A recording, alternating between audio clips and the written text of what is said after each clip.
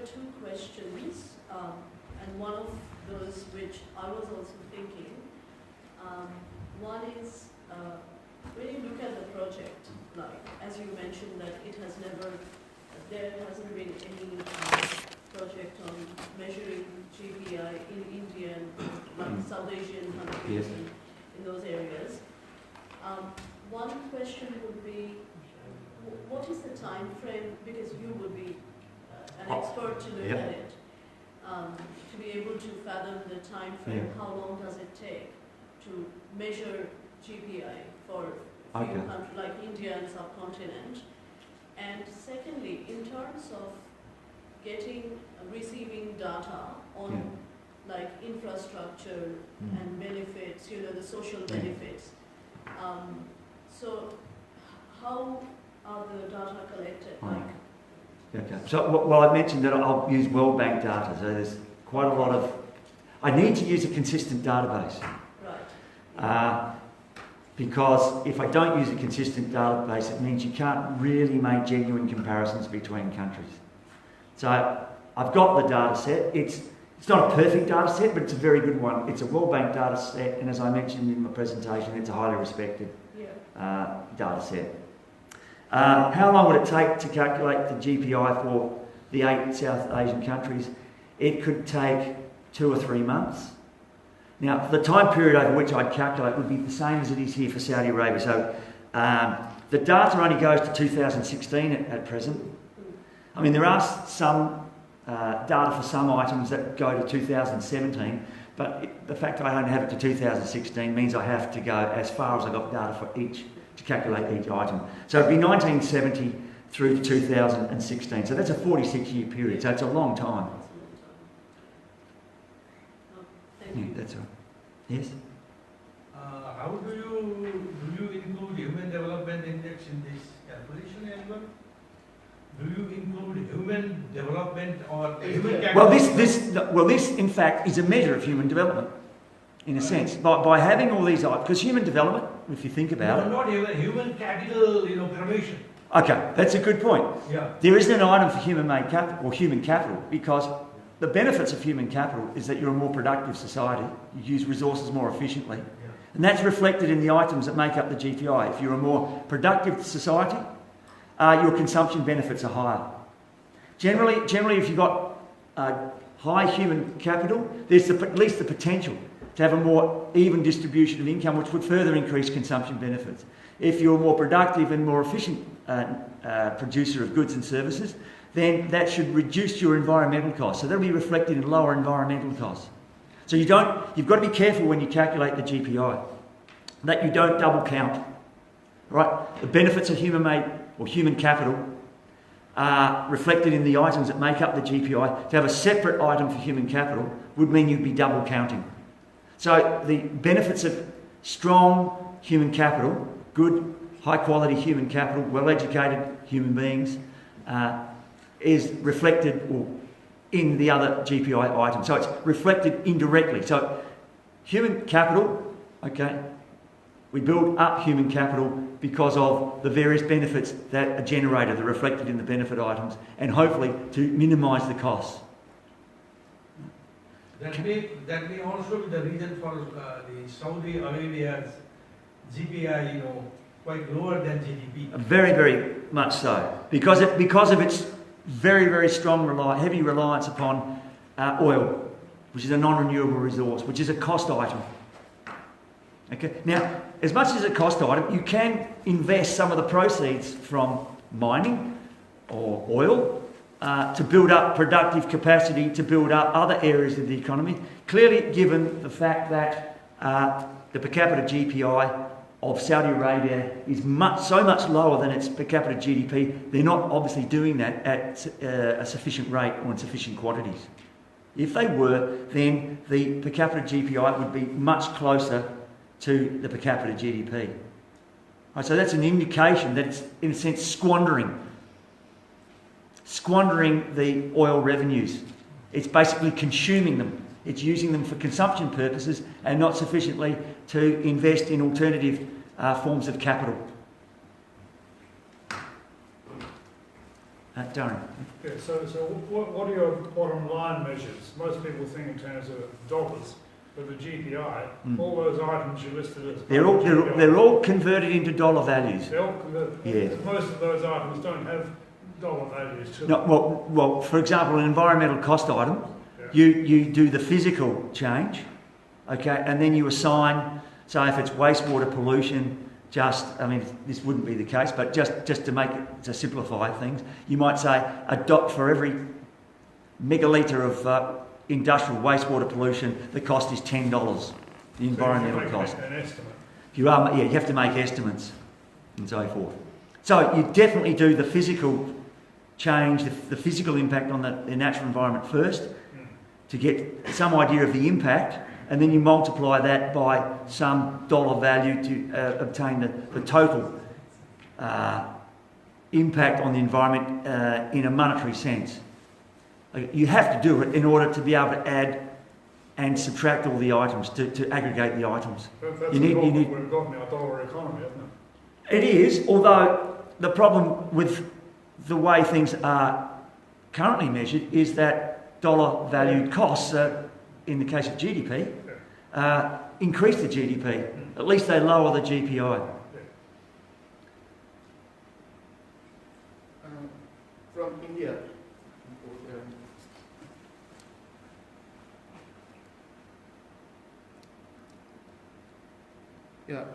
From India, Ananya is asking for calculating this GPI. per capita GPI. What are the factors we consider constant and what are variable factors? Well,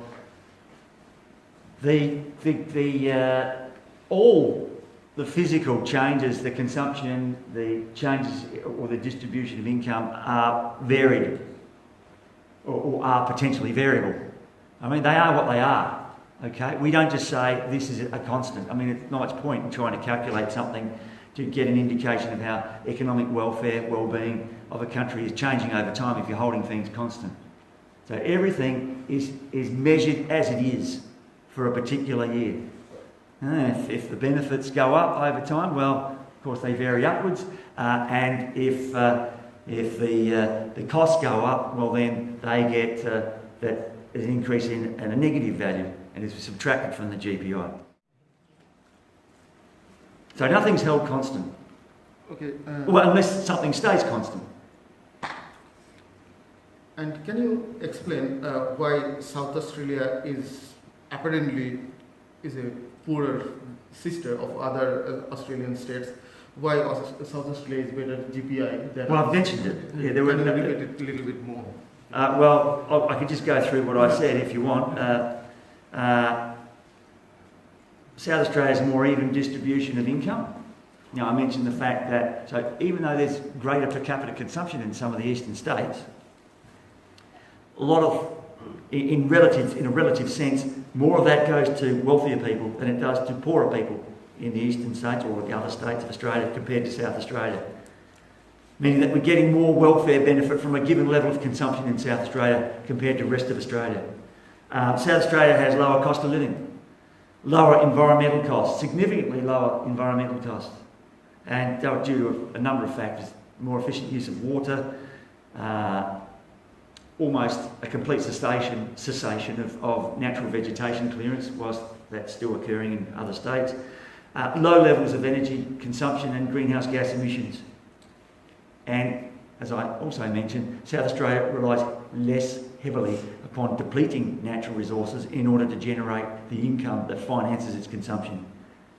It relies more heavily upon adding value through manufacturing, adding value to resources. So they're the main factors. Yeah, got another question over here. Oh.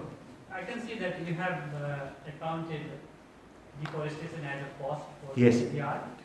But what about ecosystem services you get from the... Oh, okay. So the question is that the GPI includes deforestation, but does it therefore capture the loss of ecosystem services? That deforestation item... Loss or gain? Because also gain, yes. Yeah. The deforestation item is made up of two aspects. There's the timber aspect of forest and also the ecosystem services. Now, the reason why you need the two is because in some countries the so-called area of forest hasn't changed. But in a lot of cases, what's happened is that native vegetation has been replaced by plantations. So the timber that's available for use hasn't changed, but the ecosystem values of the forest has been diminished. If that's the case, that item goes up and that has a negative effect on the GPI. But of course it doesn't have a negative effect on GDP. In fact, if the natural forest wasn't being used, but of course is generating ecosystem services, that's not included in GDP, and if that's replaced by plantations, in fact the GDP goes up. If those plantations are then used to extract or harvest timber for production purposes, that will increase GDP, but it won't do the same for GPI, in fact could lower the GPI. So deforestation includes the timber element and also the ecosystem services element.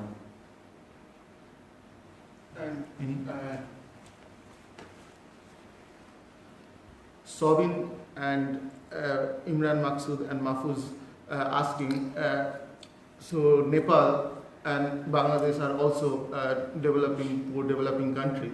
So do you think if we calculate we can expect that GPI is more than GDP because not much economic development or resource destruction sort of thing. So what do you think? Okay, well, of course I don't know, and it's of trying to preempt what you are trying to calculate. Right, so I just calculate it as it is. But that's a very good point.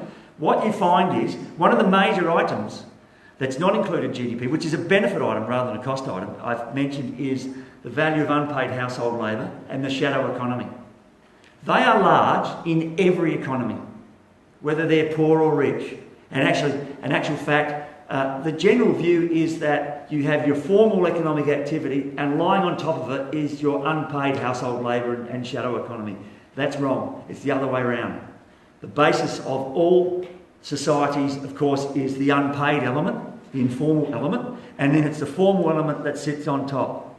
So what I find is that, for example, you hear that people, or a certain percentage of people in a poor country are living on $1 a day. No, they're not. What that indicates is that of the goods and services they're purchasing from the formal economy, they're buying equivalent to $1 worth of goods and services each day.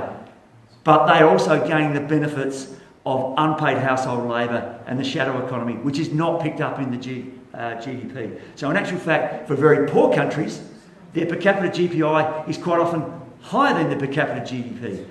The concern is, for those particular countries, is that the GPI tends to start off above the GDP, but as it starts to so-called develop, its per capita GPI doesn't go up very much, its per capita GDP does, and in fact it overtakes it, giving the impression, the rise in per capita GDP, that it's experiencing a rapid rate of genuine progress when the per capita GPI is not indicating that at all. There's one more question from India. There is one more question from India, Ananda. If possible, to explain how we can implement this GPI to monitor regional and national study in steps. So is that referring to policy or? Yeah, it's basically how they're going to. Okay, there will be lots of data. So how we will implement in our real life? Okay. Well, that depends on what the policymakers do with the data. But the data so you use data, but you generate new data. That's the important thing about the genuine progress indicator. You use data, but you in fact generate new data, very important data, which can be used by policymakers. Now, whether they use that in an appropriate way, I'm not a policymaker. Although you can suggest policies from the data that policymakers perhaps should undertake to improve the well-being of people in a particular country. But it generates data that you don't get from the GDP. It creates new data, provides new information that enables policymakers to design policies that can genuinely increase the well-being of people within a country that you don't get with GDP. In fact, GDP on the other hand, there can be a danger. If GDP is going up and you assume that rising GDP means rising well-being, then you may design policies that boost the GDP that, if you don't have a GPI, might be lowering the GPI, maybe in fact reducing economic welfare in a nation. Yeah. The question is a bit vague, you did mention about global financial crisis, and my understanding is normally when it's a shadow economy actually works as a buffer when there is a global financial crisis or any kind of a crisis.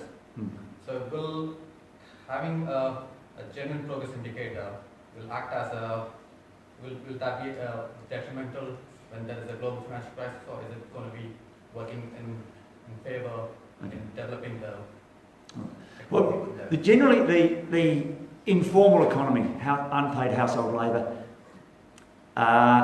that's fairly steady over time. It all depends on population, of course. If you've got more people, then you've got more, in total, you'll have more unpaid household labour. But on a per capita basis, that tends to stay relatively constant. Okay, and as you are saying, that's because it does serve as a buffer. The interesting thing about a financial crisis is that it tends to have a significant downward effect on GDP, but not so much on the GPI. Okay, because of the buffer. And the fact that there are other elements within the GPI. For example, you do have less economic activity when you have something like a global financial crisis, but that means you have fewer environmental costs. Whereas it all looks bad from a GDP point of view. I'm not saying it looks good from a GPI point of view when you have a financial... You want to avoid a financial crisis if you can. Okay, but the GPI will just give you a better indication of what the effect on people's well-being is of a financial crisis compared to GDP. Did that answer your question? Yep. Yep. A few more questions.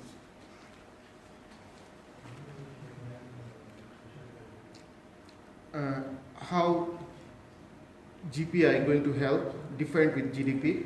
Very fundamental, but people don't know. There's lots of questions. And what are the advantage of GPI than over GDP? Okay, well, I've sort of gone through that, really. Yeah. The advantage is, firstly, it's a better means of calculating the well-being of a nation because it counts the benefits, treats them as a positive item, counts the costs, and subtracts the costs from the benefits. You get a much more accurate measure of the well-being of a nation. Whereas GDP, even a cost which boosts GDP, will appear as a benefit when in fact it should be subtracted. Okay, so apart from anything else, just comparing the GPI and the GDP, you will get a better indication of the genuine progress of a nation. But even more importantly, because the GPI is made up of so many different benefit and cost items of the economic, social and environmental kind, it means that it provides much richer information that you can, or enables you to see the relationship between the values of these items and the GPI. Okay, you can see why the GPI rises. Now, the GPI can rise for two reasons, I guess, in a sense. It can rise because the benefit's gone up, or it can rise because the cost has gone down. Okay? So it makes it easier to identify those factors that are affecting the well-being of a nation's people, which then allows you to design policies that can increase economic welfare. It also makes it easier if you before you implement a policy, you may want to simulate the change or the effect of that policy before you introduce it. You are going to have a much better indication of what the overall effect will be on people's well-being using a GPI compared to a GDP. So you might have a policy that you want to introduce. You might simulate the fact that GDP might rise. But if it leads to a fall in the GPI, that would be a policy that would not be worthwhile introducing. Any other questions? Okay. Thank you. Any other questions? But I still want to know that in a typical developing country and a developed country, how the GPI will look like. Well, the graph, how a layman in the road who doesn't know anything on economics, is not an academic, Well, you don't- how they will understand the graph, how they will read the graph. Well, in a developing country, how the GPI and GDP Okay. will look like and how they will read. Well, of course, as I said, it's difficult to know what it will look like because it looks different for every country. Okay, so Uh, there is but- no but- perfect GPI curve for a developed country or developing No, no, country? no.